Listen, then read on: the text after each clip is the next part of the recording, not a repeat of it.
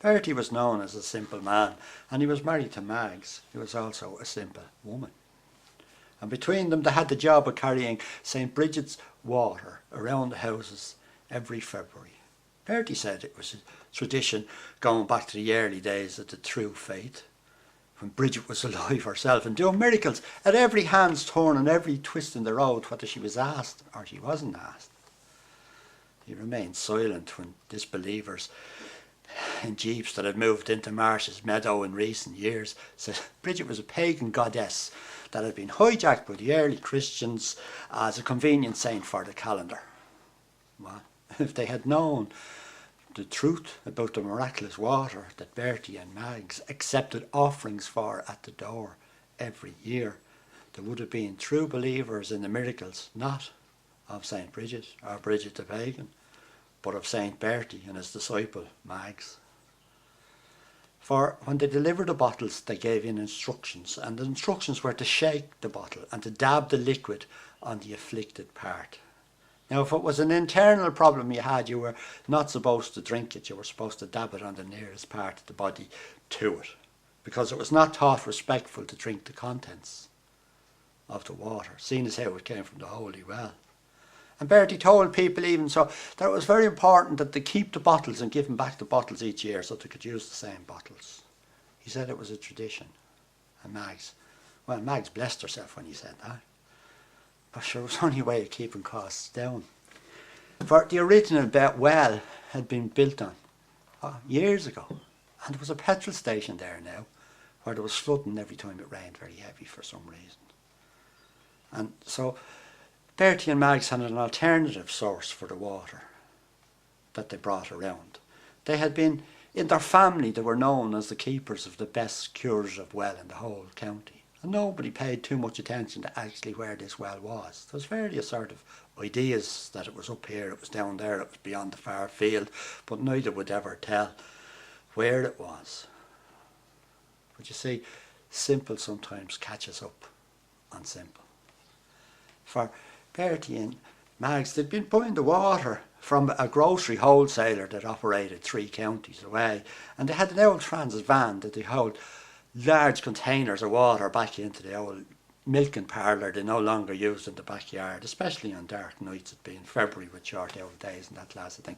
And they poured water into the bottles all night with the same sort of respect and reverence that a poteen maker would pour into chalices for his own disciples. But then a problem arose, for they decided on this trip on an even cheaper water that had been imported from a country whose language they neither read nor spoke nor understood. And what they bought was not the still water that they normally bought, but bottle and bottle and bottle after bottle of sparkling water from somewhere far, far away. So ructions ensued, because the instructions were that they were to dab it and they were to shake the bottle and all that class thing. And so when they delivered the water, St. Brigid's water, and they delivered it and it was shook and then the cap was opened, the result was that the contents took off towards the ceiling, like a small hand volcano newly erupted of water, if you could sort of understand that.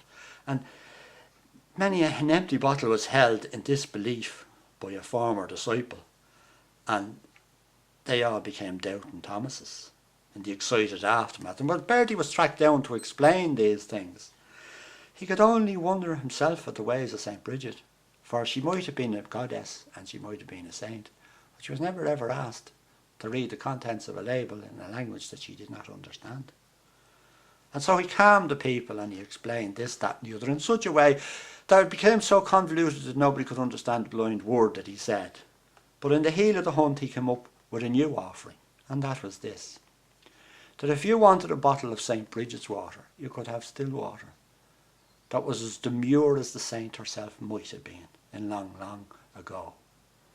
But if you didn't believe in saints at all, and you were more of a pagan class of a person who believed in that sort of thing, and a higher order and a greater being, you could have a bottle of Brigid the pagan's water that was fiery water, and all you need to do was shake it, take the cap off, and away she'd go.